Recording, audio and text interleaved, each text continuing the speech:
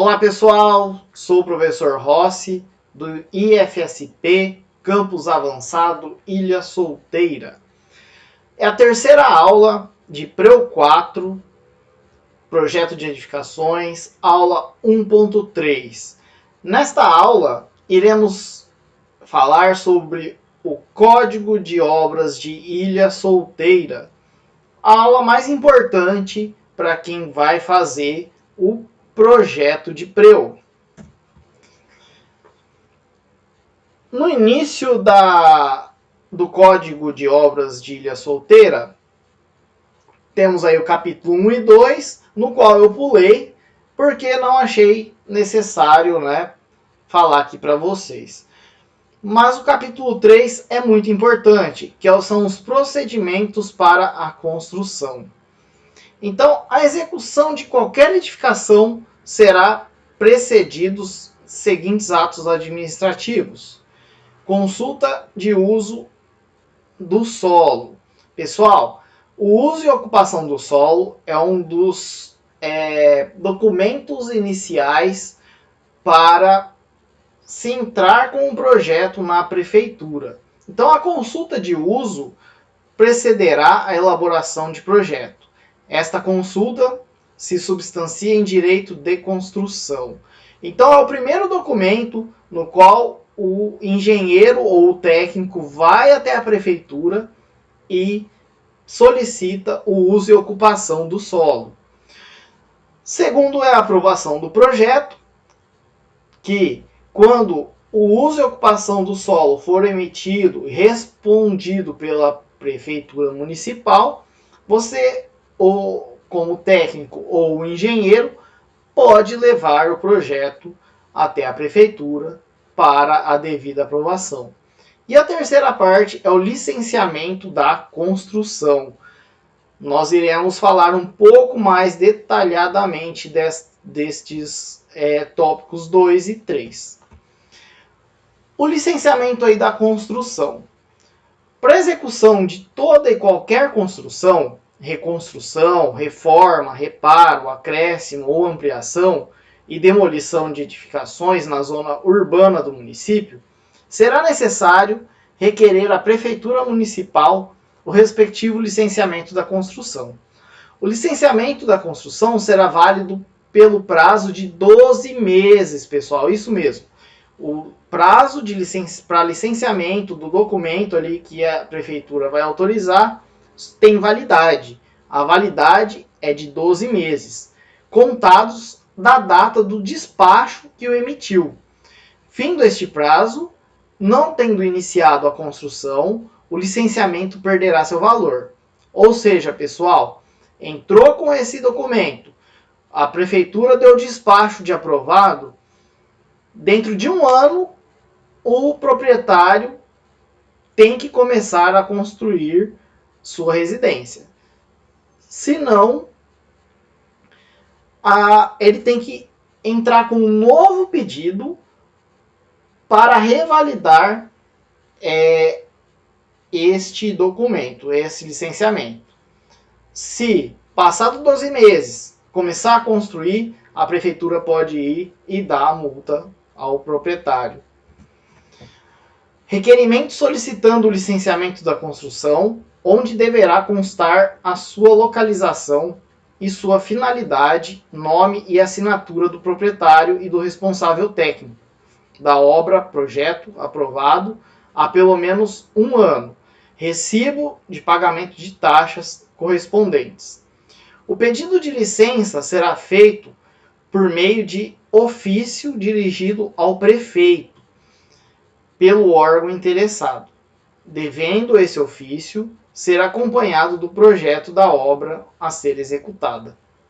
Pessoal, quando vai levar o projeto, tem que ter o uso e ocupação do solo e esses documentos, pedindo ao prefeito municipal a aprovação destes mesmos, ok? Então, todos os documentos têm que ser o pedido de alvará, pedido de uso e ocupação, tem que ser endereçados aí ao prefeito municipal. Os elementos que deverão integrar os processos de aprovação do projeto serão caracterizados por decreto do Executivo e deverão constar um mínimo de declaração de domínio do imóvel, ou seja, eu tenho que ter ali a certidão, né, do imóvel no nome do proprietário e uma certidão atualizada, tá ok, pessoal? Peças gráficas também contendo todas as informações sobre o projeto, memorial descritivo dos materiais e serviços e métodos que serão adotados na construção. Via da RT, anotação de responsabilidade técnica, TRT atualmente para os técnicos, ok? Atualmente, então, os técnicos se desvincularam do CREA, tem um novo conselho, que é o CRT, ok? E o termo, né, de responsabilidade técnica dos técnicos atualmente é a sigla TRT. A RT é para os engenheiros, que é a anotação de responsabilidade técnica. Então, devidamente recolhido, vistado pelos conselhos, tá? O ART pelo CREA e o TRT pelo CFT, ok? As peças gráficas apresentadas no projeto serão aceitas quando legíveis e de acordo com as normas usuais de desenho arquitetônico. No canto inferior direito do papel, será desenhado um quadro legenda do formato A4 da BNT, no qual deverão constar os seguintes dados. Então, pessoal, isso daqui é a legenda do projeto, ok? Tem que constar o quê? Natureza e o local da obra.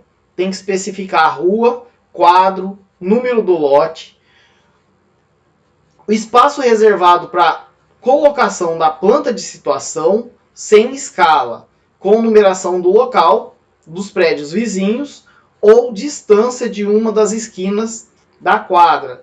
Também a linha de orientação norte-sul. Não pode esquecer isso, tá, pessoal? Tem um espaço ali, é a planta de situação, tem que se localizar a sua obra. Tem que colocar, pelo menos aí, eu falei na aula 1.2, tem que ter pelo menos 3 ruas ou 4 ruas para localizar o quarteirão e especificar o lote certinho ali da obra, tá? A declaração, declaro que a aprovação do projeto não implica no reconhecimento do direito de propriedade do terreno por parte da prefeitura, tem que estar contido também num espaço na legenda. Então, o que está entre aspas tem que colocar exatamente esse dizer na legenda, ok?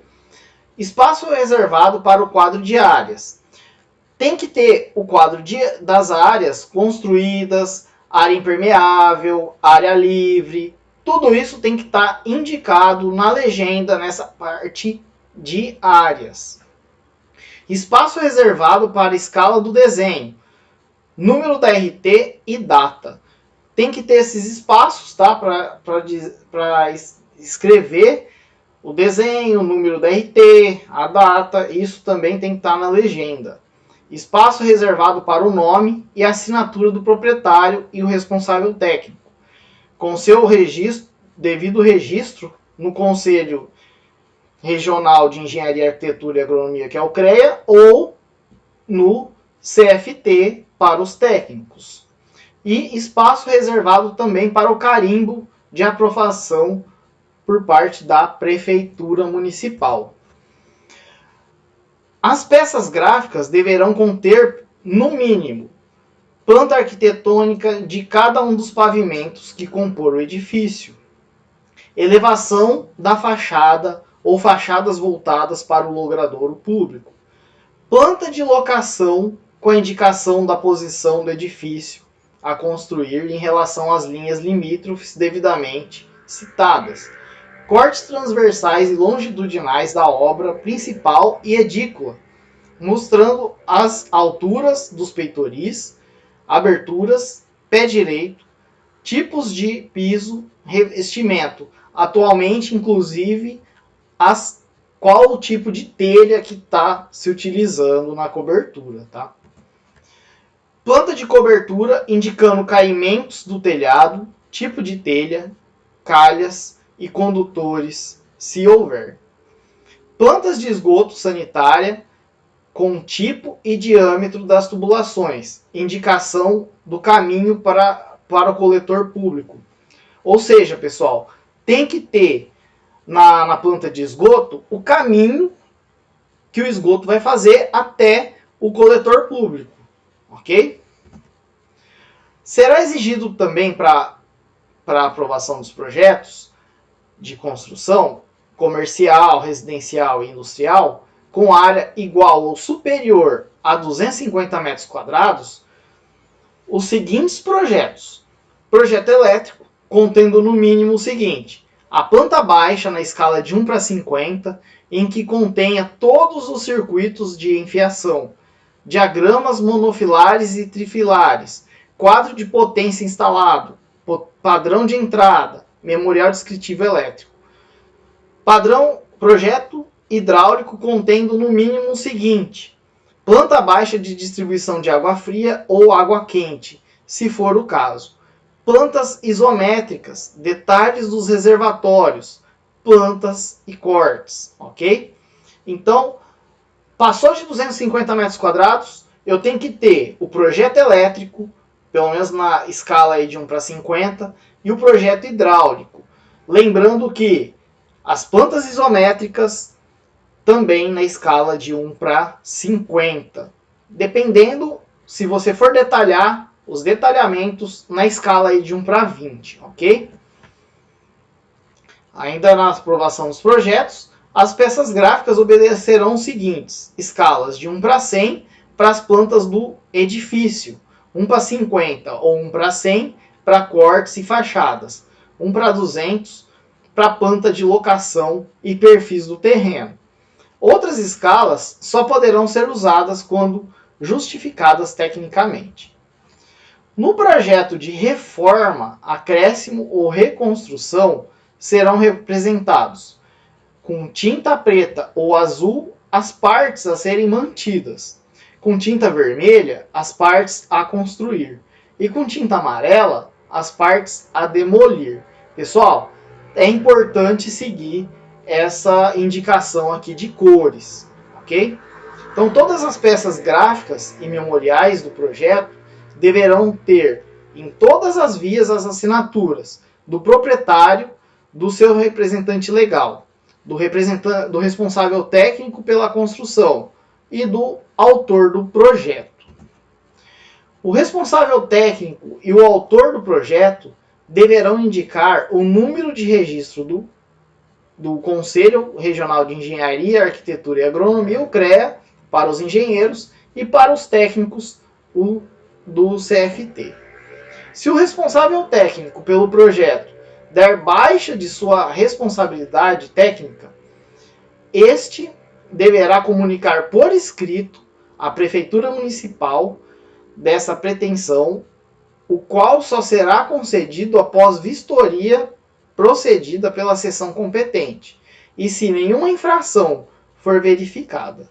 O interessado, proprietário da obra, deverá apresentar um novo responsável técnico no prazo de 10 dias. Então, pessoal, caso o engenheiro ou técnico não quer mais representar o seu projeto perante a prefeitura, ele quer tirar a responsabilidade técnica dele, ele pode? Pode, porém tem que apresentar esse papel para a prefeitura solicitando a retirada da responsabilidade técnica, o fiscal ir lá, verificar se não tem nada de errado, e aí sim, você pode dar baixa lá no CREA, o engenheiro, e no CFT, o técnico, e o proprietário vai ter 10 dias para apresentar um novo responsável técnico pelo projeto na Prefeitura Municipal. O prazo máximo para aprovação dos projetos é de 30 dias contados da data da entrega do requerimento no protocolo da Prefeitura Municipal e do pagamento das respectivas taxas. Findo esse prazo, Se o interessado não tiver obtido deferimento para seu requerimento, poderá dar início à obra, mediante prévia comunicação escrita à Prefeitura Municipal, obedecendo às prescrições deste Código e sujeitando-se a demolir sem ônus para a Prefeitura Municipal o que tiver sido feito em desacordo com o mesmo. Ou seja, pessoal, você entregou o projeto, o seu engenheiro ou técnico entregou o projeto na Prefeitura. A Prefeitura tem 30 dias para avaliar e dar aprovação ou não do seu projeto. Passou os 30 dias, você pode começar a construir. Porém, se você começou a construir, a Prefeitura Municipal liberou falando que seu projeto contém algo a ser corrigido, que não está dentro das normas, você começou, você vai ter que demolir e fazer conforme o engenheiro da prefeitura, né, solicitar de acordo com as normas vigentes, ok? No alvará de construção constará, além do nome do interessado, o tipo de obra, sua destinação, localização e eventuais servidões legais que deverão ser respeitadas, assim como outra indicação julgada necessária. Uma das vias do projeto aprovado e devolvido ao interessado, juntamente com um alvará de construção, uma via do memorial descritivo e uma cópia da RT, deverão ser entregues, então, ao proprietário, ao interessado aí pelo imóvel. Tá? Então, a prefeitura aprovou o projeto, ela vai devolver, vai ter o alvará, uma via do memorial descritivo, a cópia da RT e uma cópia do projeto aprovado. Por ocasião da vistoria, se for constatado que a edificação não foi construída, aumentada, reconstruída ou reformada de acordo com o projeto aprovado e com a legislação em vigor, o responsável técnico será autuado de acordo com as legislações, com as disposições dessa lei, e obrigado a regularizar o projeto, caso as alterações possam ser aprovadas ou fazer a demolição ou as modificações necessárias para regularizar a situação da obra. Após a vistoria, obedecendo a obra ao projeto aprovado, a Prefeitura Municipal fornecerá ao proprietário o auto de conclusão e a certidão de construção. O habite da construção será precedido de vistoria da construção e com entrega dos seguintes: o auto de conclusão e a certidão, o CND do INSS e o comprovante de pagamento das taxas devidas à Prefeitura Municipal. Ou seja, aprovou o projeto, eu vou ter, quando o proprietário ou o técnico ou o engenheiro ou o arquiteto for à Prefeitura, retirou o projeto, vou ter lá o auto de conclusão e a certidão de conclusão e o alvará de conclusão. Finalizado, vou precisar tirar o habite.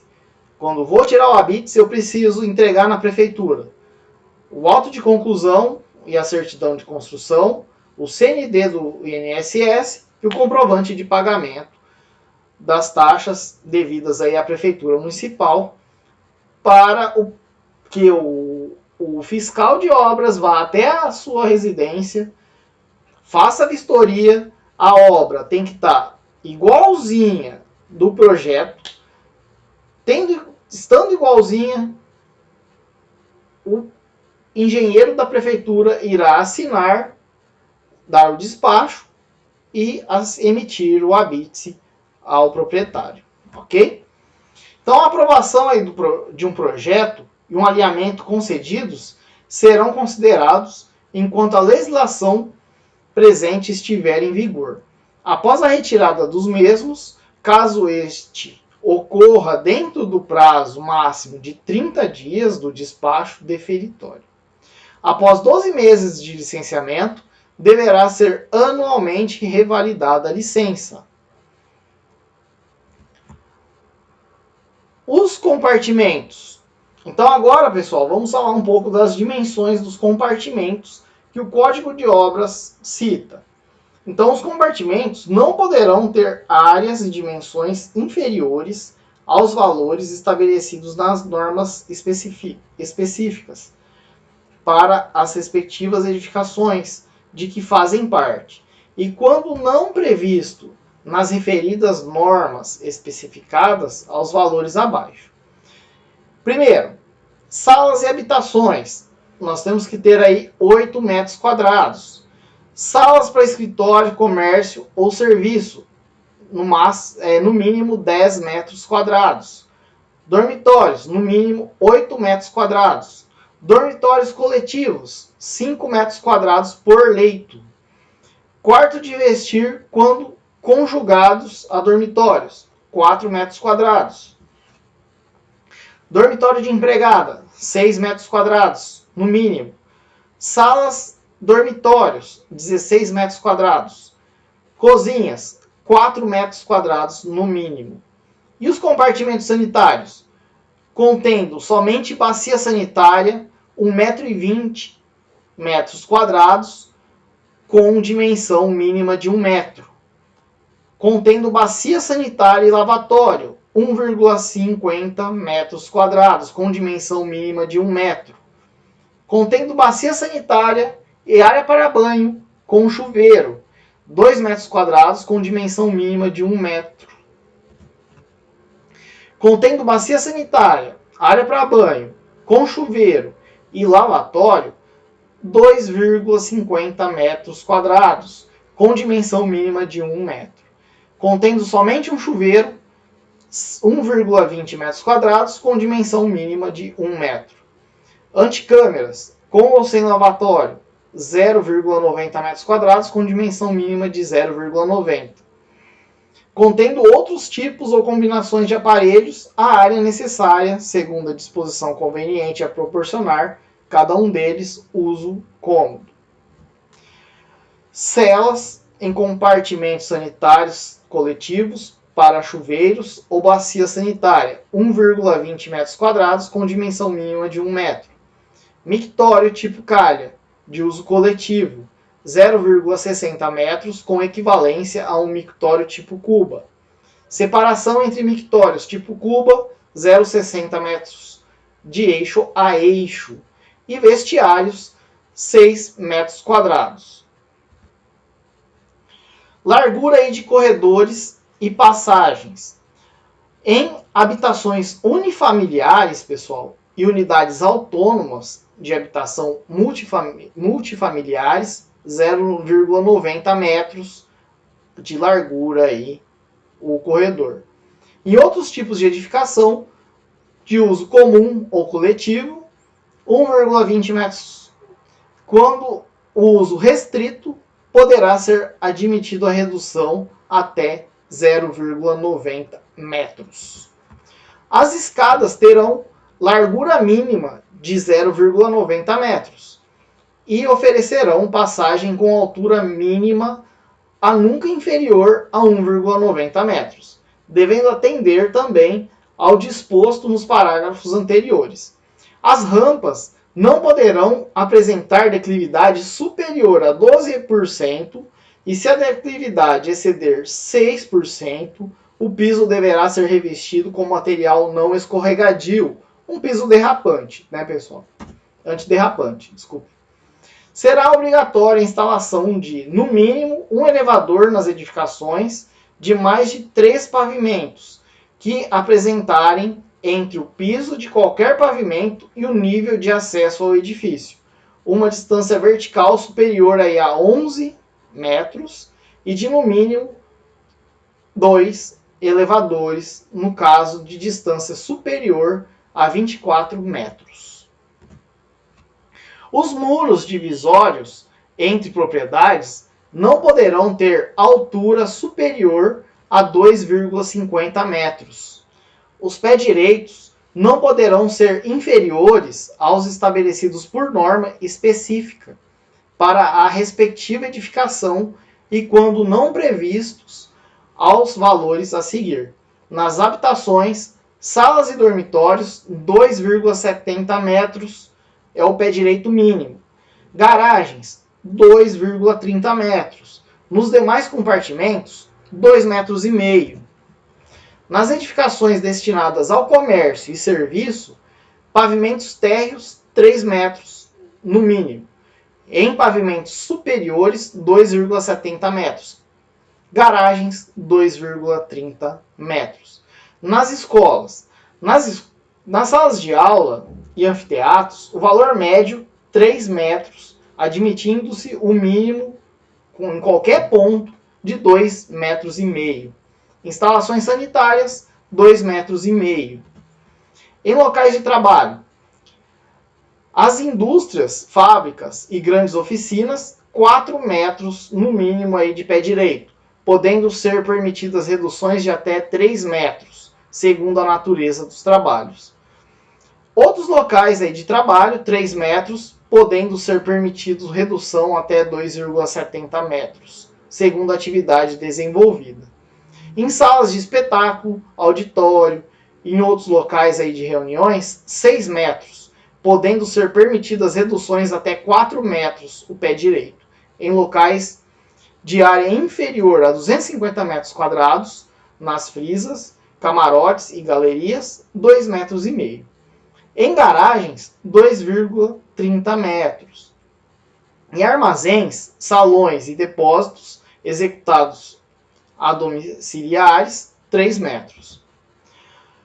Então, terminamos aqui a nossa primeira parte da aula aí do Código de Obras do município de Ilha Solteira, ok, pessoal? Então aí as referências, retirei aí do Código de Obras no site da Prefeitura Municipal de Ilha Solteira, ok?